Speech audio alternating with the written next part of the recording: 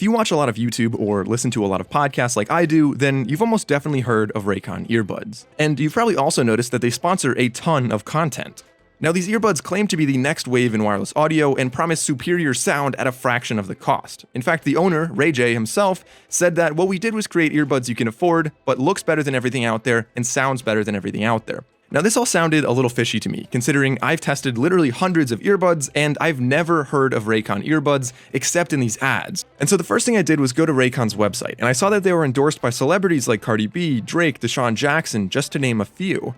And somehow I've never seen these on a list of best true wireless earbuds. This certainly warranted further investigation, and I started to wonder who RAYCON really was. So I went into developer tools on their website and found that they were a Shopify store, and many Shopify stores are dropshipping stores, which got me wondering if these were actually dropshipped earbuds. Upon further investigation, I found that there were two pairs of earbuds that looked identical to the RAYCON earbuds that were on different websites like AliExpress. Now, these earbuds, from what I can tell, have been on the market longer than RAYCON's, but that doesn't necessarily mean that they were dropshipped. So this got me wondering what RAYCON is really selling. And as a reviewer, I thought it was my responsibility to buy these and review them for two reasons. The first reason is, if they actually are as good as they claim to be, I want you all to know about them so you have better audio quality at a fraction of the price. And second of all, if they're not as good as they claim, then I want you to know what you're actually buying or even considering buying before you spend your money on something just because you saw an ad on the internet.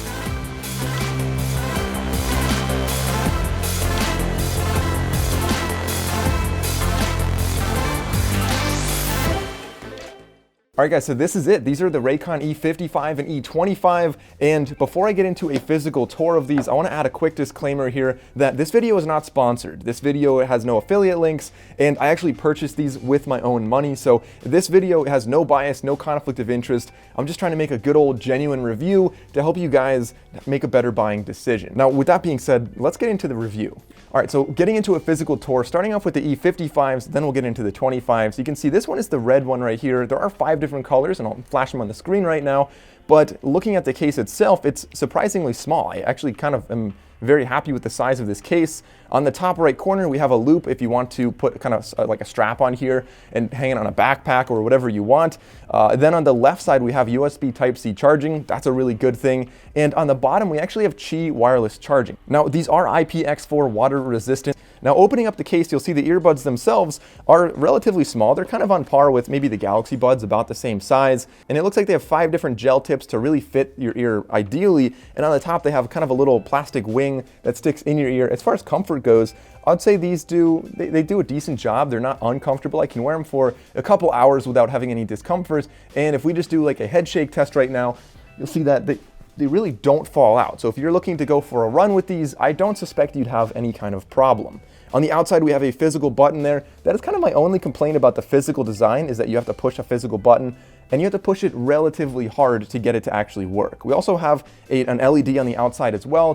It's flashing red and blue when it's in pairing mode, otherwise just blue when it's connected or on in general. And on the inside, we have the 2 nodes. Now, these do not have any kind of proximity sensor, so there is no autoplay, auto pause feature. That's one drawback for sure. And I'm not the biggest fan of the flashing LED on the outside.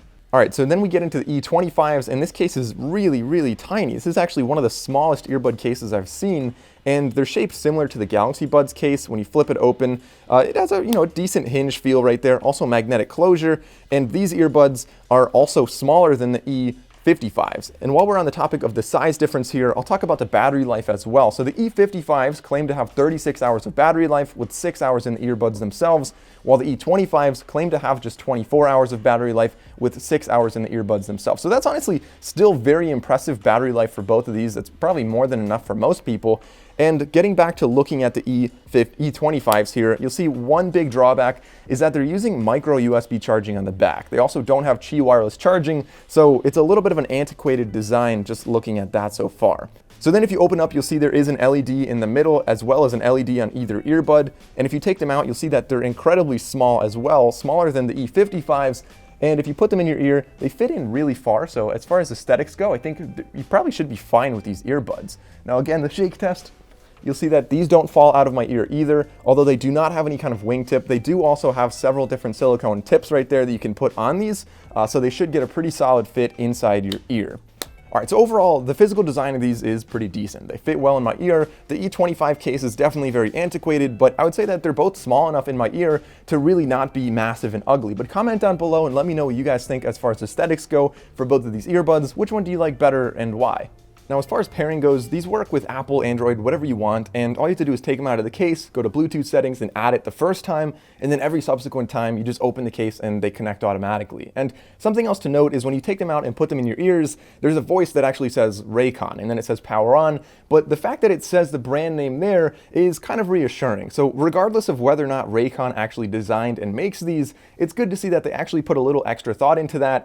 All right, so this is the RAYCON E25s indoors. Comment down below and let me know if you guys can hear what I'm saying, if it's clear or not. All right, now these are the RAYCON E55s, again, indoors. Comment down below and let me know what you guys think of this audio right here. And something to note is both the E55s and the E25s only have a single microphone per earbud, whereas a lot of other competitors are using double microphones these days. All right, so this is what the RAYCON E25 sound like outside. I'm next to a road that is reasonably loud. There's some traffic. All right, now this is what the E55 sound like. Again, we're outside right now, and something to note is that these do not have a pass-through mode. Neither of them do, which means that when I'm on the phone, I really feel like I have to yell in order to hear my own voice.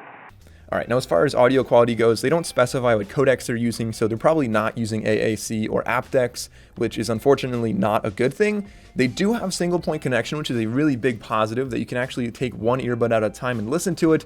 Now, these do not have any kind of pass-through mode, and they do have decent passive noise blocking, but they do not have any active noise cancellation.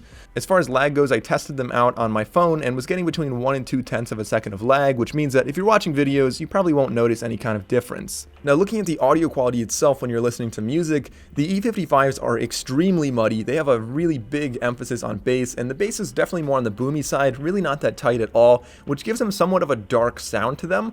There's also a relatively shallow depth and weak instrument separation in the E55s. While the E25s still have an emphasis on bass, they're not nearly as seismic as the E55s, although they are still muddy, and they have absolutely terrible instrument detail and separation, and kind of sound more like a $15 pair of earbuds. And the E25s seem to have an emphasis around 200 Hertz. So to summarize the audio quality, both the E55s and E25s desperately need an EQ, and without an EQ on either of these, the overall balance is an absolute nightmare. It's not very natural sounding, and the sound is far from analytical. But if you listen to something like Steve Aoki, I suppose they definitely would be fun to listen to, but I would never in a million years call these the best audio quality in the business. All right, so what do we think about these earbuds overall? Starting with the E25s, I really don't like how they're using micro USB charging. I think that's kind of unacceptable in 2020. Now, having a single microphone on each earbud versus a double microphone really sets these back as far as audio quality goes on phone calls. I would say it's definitely far from ideal. And audio quality for listening to music is also not something I would really write home about. Now, those are all the drawbacks with these earbuds, but there definitely are quite a few positives as well. So first of all, I like the compact design of the case. They have a very long battery life, and on top of that, they're very small when they fit in your ear. So considering the E25s are selling for $80, we can give them a pass on a few of the cons, but the overall sound quality of these is just so bad that I really can't recommend them. If you're looking to spend $80, there are many other earbuds that are far better than these. I would only reconsider if they drop the price to $40. Now, looking at the E55s, they certainly have a much more modern design, with a water resistance rating, wireless charging, and USB Type-C. Now, these certainly have more to like about them, but of course that comes with a much higher price. Now, they also have quite a few drawbacks, though, that lead me to not recommend these either.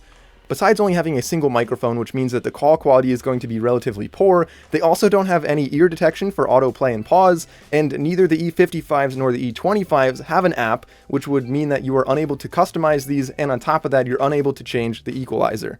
Now, while the E25s got a pass for some of their cons, the E55s certainly do not. Selling at $120, there are many other earbuds that are far better than these for the same price point. For example, the Galaxy Buds are selling for about $108 on Amazon, and they come with an excellent app that allows you to fully customize the earbuds, change the EQ. They have far better audio quality when you're listening to music. They have better features, and they are also cheaper. All right, so the overall verdict on RAYCON earbuds is if you buy them, you're probably not necessarily going to be disappointed, but there's definitely better earbuds out there to buy. Really, my only beef with RAYCON, I think that what they claimed in the beginning is that they're going to be better looking, they're going to be cheaper, and they're going to sound the best on the market. And out of those three, I think that they overall, as far as aesthetics go, they look pretty good. They're definitely relatively affordable, but the sound better than everyone out there is a bold claim that is just not true. It doesn't sound nearly as good as the Sony earbuds or the Sennheiser earbuds, despite all of the big name recommendations. All right, so that's pretty much everything I wanted to say in this video. Comment down below and let me know what you guys think of RAYCON earbuds. And like I said before, guys, please do not bash anyone who's promoting these or endorsing them, because like I said, they're legitimate earbuds. They're just not the best on the market as they claim to be. So if you enjoyed this video, please consider going down and subscribing or liking the video. Thank you all for watching. I'll see you next time.